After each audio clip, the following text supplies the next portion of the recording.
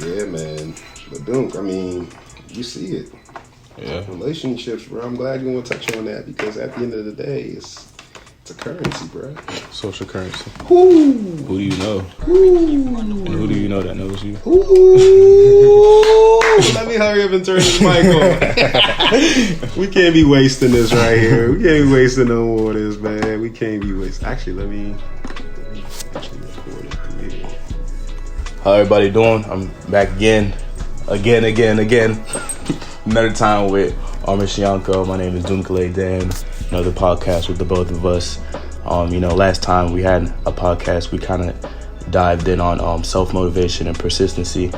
And this week, really going to look towards relationships and how relationships can ultimately be a catalyst for your success, the importance of building relationships with people, and how cultivating relationships are so vital in everything that you do in life. So, we're just going to get right to it just like that. Man, Dunk, you have no shortage of hitters, huh?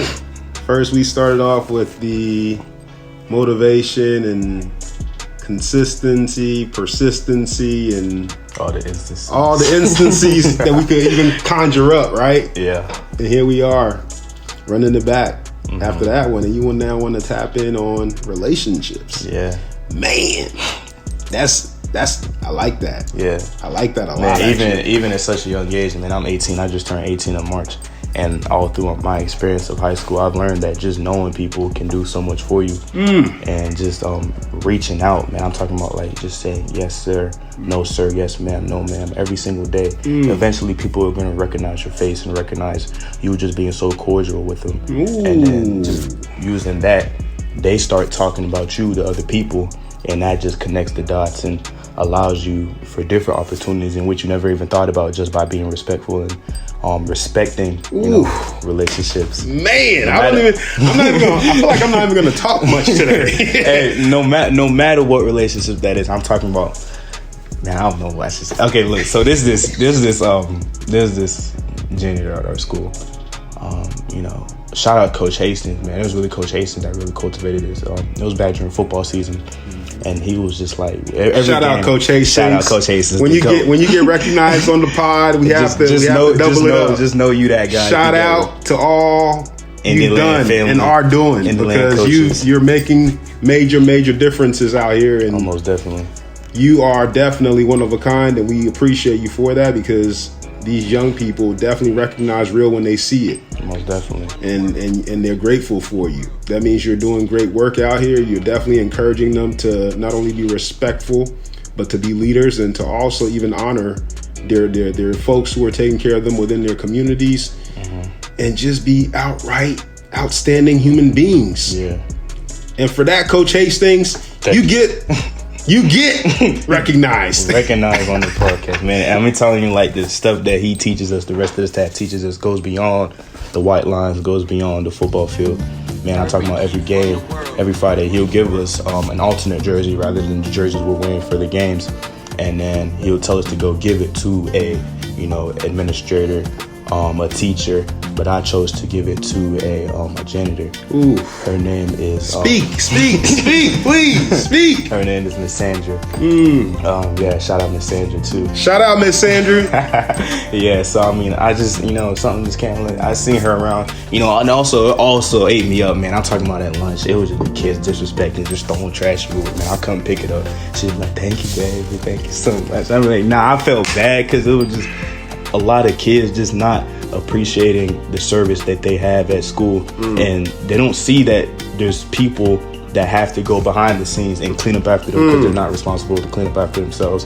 When I chop it up with some of the custodians, it's like 3 or 4 of them. They're all elderly women, and it kind of felt for me because they said sometimes they be there till 12 a.m. just cleaning. Oof. They got to go through every single classroom. They got to go through all the rooms. Man, let me interject. Let me please interject, because when you said you want to touch on relationships, I didn't even ask you too many questions beyond that, because I already knew you had a reason for it. And my mission here is to support you in this podcast, and I am following your lead, and I will definitely interject where I need to, but I also have to highlight things that you're speaking and touching on that I feel like people really need to tune in even more so in these areas, because the relationships you're referring to here right now that you've just been talking about are people that most people overlook every day. Yeah. Custodians, janitors, admin, you name it. Yeah. These are the people who are out here holding the place up, essentially. Yeah. Without the custodians, the place would be a mess. And without the custodians, the place would be a mess. Did you all hear that? Brand new school. Because to your point, you all entered a brand new school for your senior year. A brand new school. And the custodians are the ones who, and this is a way bigger school than the previous one. $100 million. Ooh, it's a way bigger school. Yeah. So there's an adjustment that must happen. And you have people who are even short-staffed. That's the other side of it. Only about like 3 or 4 of them. Right. Going through the entire school. There's about a handful of custodians who are daily going through the entire school that's now more than doubled in size. I can't even imagine doing that. Right. Every single classroom. But then here you are hitting on the point that you have made it a point for you to take it on yourself to hold your peers accountable when you see them disrespecting these people in the ways in which they treat the building. Yeah. That's profound. It even goes beyond the building. They don't see that people go after them to clean up after their mess that they make. And that's part of the reason why I was saying, like, you just gotta step outside your box for a second, because a lot of times we feel we're so privileged with certain services that we just take for granted. So once we step outside the box and see that things aren't really handed to us, we're just really blessed and fortunate to have people that are there to take care of us. That's when we start taking things for granted. And we can't disrespect people along the way. Exactly. We can't demean people along the way. We can't do things because we just feel that because it's your job and that's what you're here for, I'm going to make this mess or I'm going to destroy this place because you're going to clean it up. Yeah. Right? Yeah, that's so screwed. It's so messed up in so many ways. Yeah. Because let's flip the switch. If you was the custodian. Ooh, let's go there. If you were the custodian and you seen a bunch of teenagers and you experienced it every single day. Every single day. Even times throughout the day. I would quit. Right? I wouldn't even be on custodian. Right? Day after day after day. Man, all these kids leaving this trash. I shouldn't even be here. But this also humbling from the custodian's point of view. They don't take, pride in disrespecting the kids back, because easily they could have just went off on every single kid. I'm talking about 3 different lunches: A lunch, B lunch, C lunch, after school, before school. When everybody leaves, they're the last people in the building. They could have easily just, did some things out of character just because of the disrespect that they were facing. But they humbled themselves. They kept calm. Like, nobody knows the custodians' names unless you go up to ask them. They don't talk to anybody. They just wait. They just stand there, wait for the bell to ring, for lunch to change, clean up, and then just wait for the next lunch. It's kind of crazy to me that you're choosing to focus this conversation around this topic. Yeah. And specifically, even more so, hyper focusing it on this demographic of people. In an environment that you spend the majority of your past 4 years. You just spent 4 years in this high school. Yeah. Right? Technically, same high school, different location. Same high school, different location. Yeah. Across 4 years. Yeah, same people. Same people, pretty much same school. With the exception of your last year being in a new building that doubled in size. Right? Yeah. With bigger and better amenities and you name it. Right? But we're talking about a segment of people, custodians who the world disrespects in general. It's not just within the school that you're talking about. Or what? It's seen as that odd job that nobody wants to do. It's national and global. Yeah. No one really respects janitors. Yeah. Right? Yeah. We take janitors for granted. Most definitely. We even abuse them to some extent. But we truly disrespect them, ultimately, right? because of the type of work that they choose to do. Mm-hmm. But the key here is that this is still work. It's necessary. This is their livelihood. It's how they pay their bills. This is how they not only pay their bills, they also take care of their families.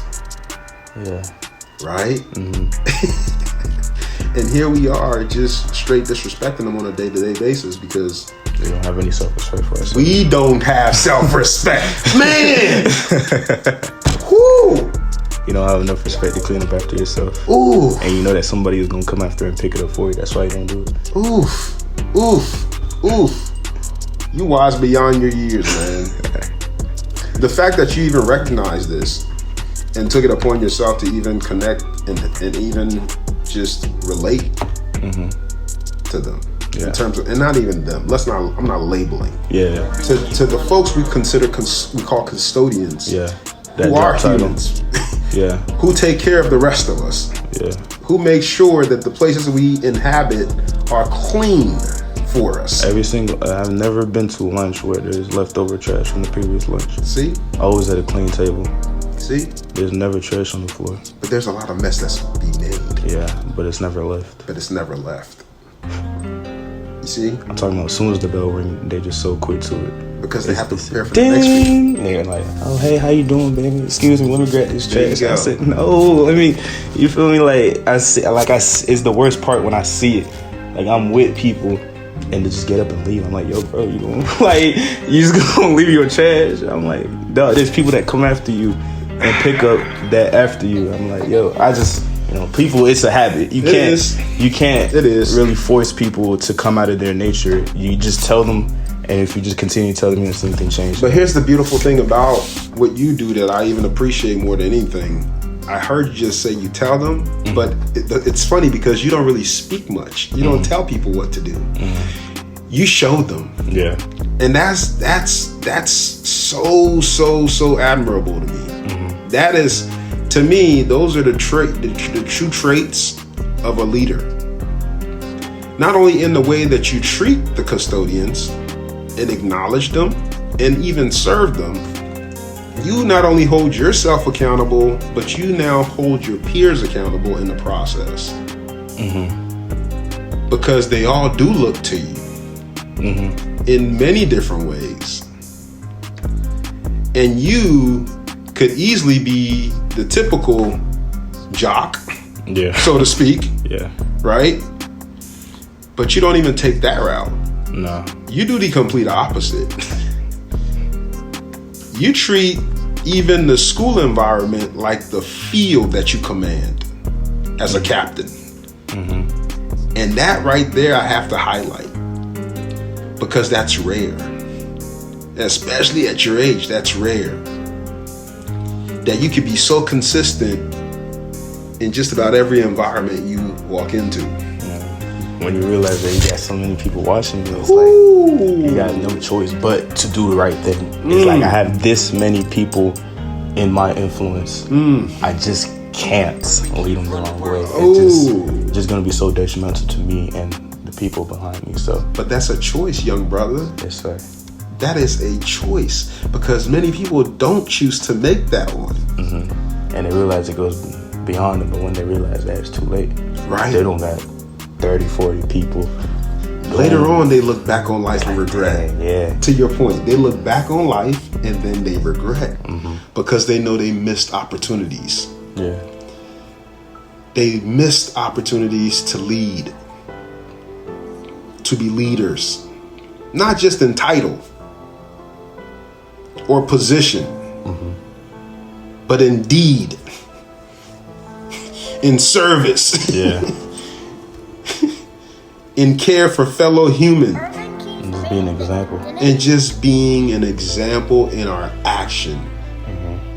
Because people take away our actions more than they take in what we say. Actions are greater than words. Always.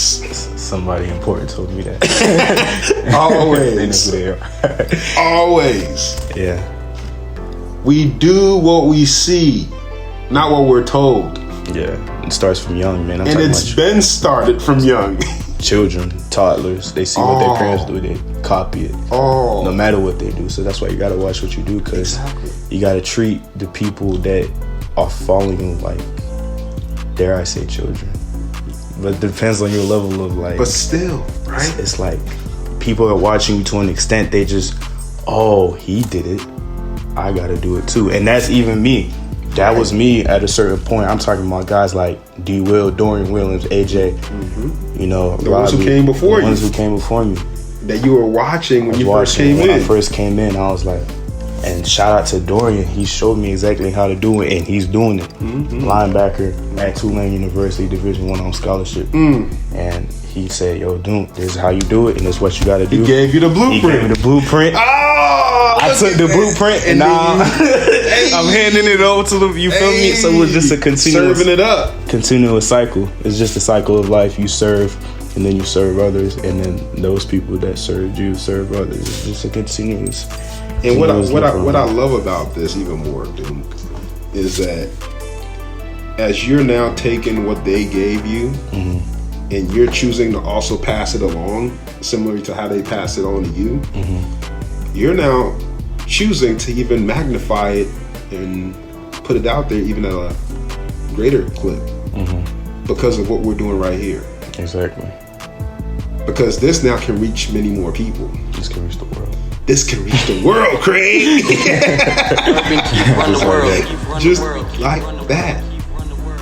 Yeah. This now can reach that many more people, and this is number 2 in the line of whatever else you're deciding you want to do with this. Oh man. No, but let's circle back to, man, I don't know. Yeah, let's circle back. I'm talking about, Miss Sandra, man. Game days, it was every Friday. Coach Hazen said, man, Coach Hazen, I'm gonna get Coach Hazen first. I'm gonna give him his props first, man. I'm talking about, he gave us just little stuff that you think young men know how to do, but really you sit down and ask them, they don't know how to do it, like tie a tie, how to write email, how to look somebody in the eyes when they're talking to you, how to shake somebody's hand properly, how to introduce yourself, and things like that. He really sat down and broke it up, and that's things that I still use to this day. I never forgot how to tie a tie. I know how to write an introductory email to very important people that I write emails to. It's always those little things that he taught us that I will forever hold with me until I die. And that's the importance of teachers and coaches, folks. We need to honor these people. We need to take care of them even more than we've already been doing so. We need to do better. Teachers, we need to take better care of our teachers. They need way more than we're giving them, because we're really not giving them anything. Yeah, they deserve way more. Coaches, gotta applaud them. Yeah, gotta hold them up. Gotta support them. All these folks deserve our undivided attention and support, because they're the ones who are here doing things like what you're hearing this young man articulate, in terms of the level of impact that's been made on his own life, that he's now choosing to recycle and hand off. Like a relay. Like a relay. Like a relay. Even with the teachers and coaches too, they have to understand that the position that they're in is so influential. Ooh. And so when they understand, please speak to them. Please speak to them. When they understand that the things that they say and do goes way beyond a classroom or way beyond the football team, it's just like an infection, but it's a good infection. It's like you got a good disease that you have, the source to. You're the source of a good disease that just spreads out. Just keeps spreading. You keep spreading. If you just take the few teammates, the few students that you have in your care, and you just give your all to them, I promise you it will go way beyond that one Facts. classroom. It goes way beyond that one field. So facts. Teachers and coaches, don't ever let anybody disrespect the position that you're in. Always respect the place where you're at, and it goes so much more than that. But circling back, Friday night lights, Coach Hasten said, I will give you guys an alternate jersey, and you guys go to a teacher and an administrator, and you guys give them, a jersey, take a picture with them, tell them to come support the game and things like that, to just get the community more involved with, the football program. And so I chose to give my jersey to Miss Sandra. And, that I thought it was just, one of those things that I just do. I didn't realize what I just did when I did it. I really did not. And I'm talking about since the last time I talked to her was literally 2 weeks ago. And I'm talking about from August until the end of the year, she's been in contact with me just because of something that I just thought I was just, being friendly and doing. No. You did more than that, young man. I didn't even realize what you did way more. You saw her. Yeah, I did. And I noticed her. You noticed her. You saw her. You acknowledged her. You honored her. But most importantly, you saw her. Because not many of you see her. Yeah, sometimes people just want to be recognized for what they do. That's it. Or they just want to be known to be human. Yeah. They just want to be recognized for the human that they are. And not overlooked. Yeah, treated all more the than time. Just a job description. They are more than job descriptions. Yeah. They're more than the people who pick up after.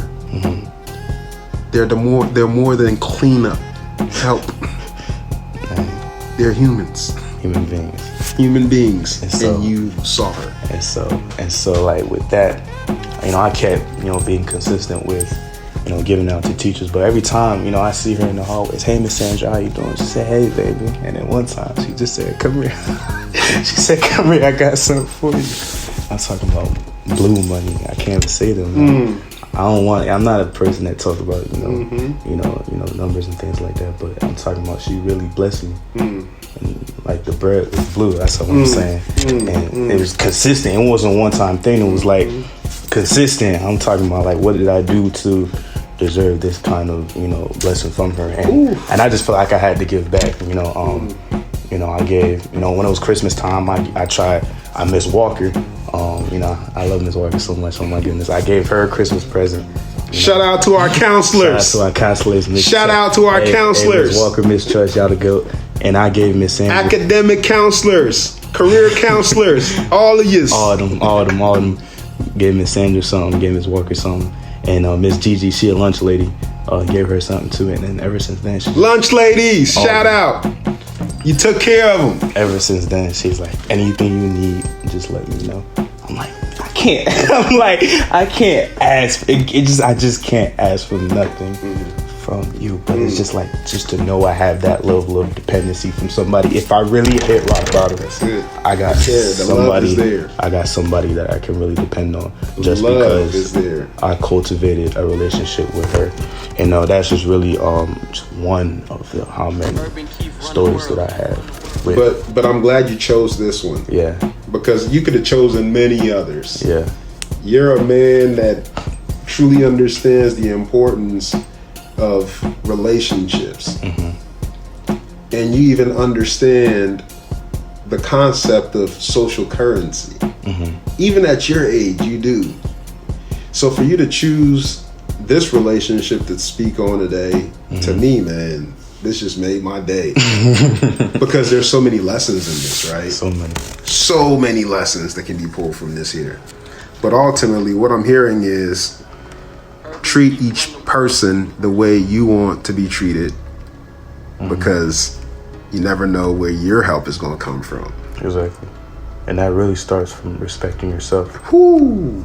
The reason so many people are disrespected in the world is because they have no self-respect for themselves. And so, like, I was talking about you, Pastor, yesterday. We was grabbing some eats, and he said, in the marriage, we focus so much on trying to fix the other person. And that's where so many divorces come from, because you're telling you don't pick up after yourself, you brush with blah blah blah blah blah, you do this with that, you do that with this, and it's just a whole lot of me picking at you. But ultimately, being around somebody in such an enclosed area for so long, they're really just picking up what you do. So marrying someone, they're just highlighting the negative things that you don't like about yourself, and they're a physical reflection of your insecurities in human form. And so really the things that your spouse does is really the things that you don't like doing and you don't want anybody else to talk about. And so if you feel like you aren't consistent with, let's say, working out, your spouse is not going to be consistent with working out because she sees you at 10 o'clock and you're still in your bed. If you want to wake up at 7 o'clock and work out, and you do wake up at 7 o'clock and work out, your spouse is going to eventually pick up on your routine and say, hey, can I join you? And then eventually You guys are matching each other's energy because humans are naturally adaptable. Humans are naturally adaptable beings that just do what they see. And like I said, that starts from age 1. You just do what they see. And so with trying to fix people, you can never fix anybody. Nobody can ever be fixed by another person. We can only be fixed by ourselves. And once you fix yourself and you express your fixed self to other people, that's when other people are fixed. And the fixing is ever evolving. Yeah. Right? It's not a... Nobody's ever truly fixed. We're all have our pieces. We're on a journey, right? We're all evolving, and the change is coming constantly, and we have to evolve and change along with the times. Because each time we're in requires a different version of us. Yeah. Each level of life we enter requires a different version of us. Yeah, whether that be more demanding. Each level you step up, there's going to be more expectations. Correct. You're getting ready to transition. I know it's only going to get harder. Temptation's going to be... But you've pulled a lot from where you've been over in this space. I can use it for the next that you will now use that will benefit you.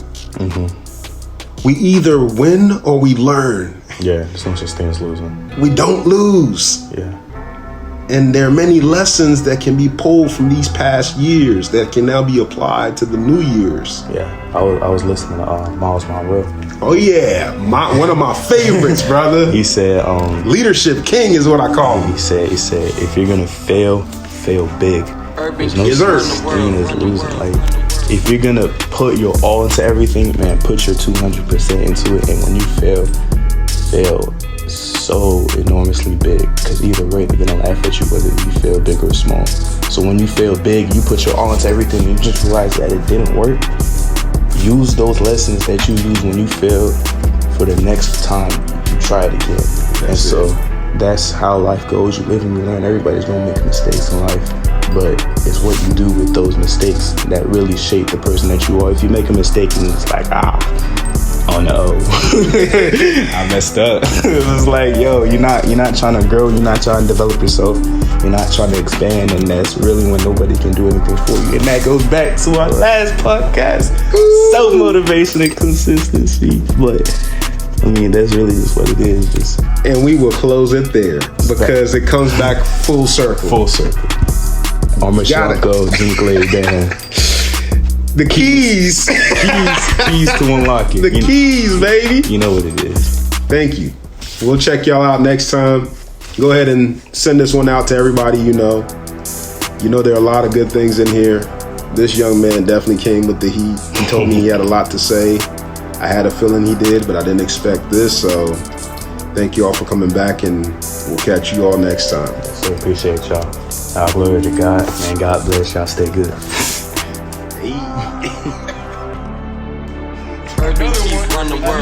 Another one.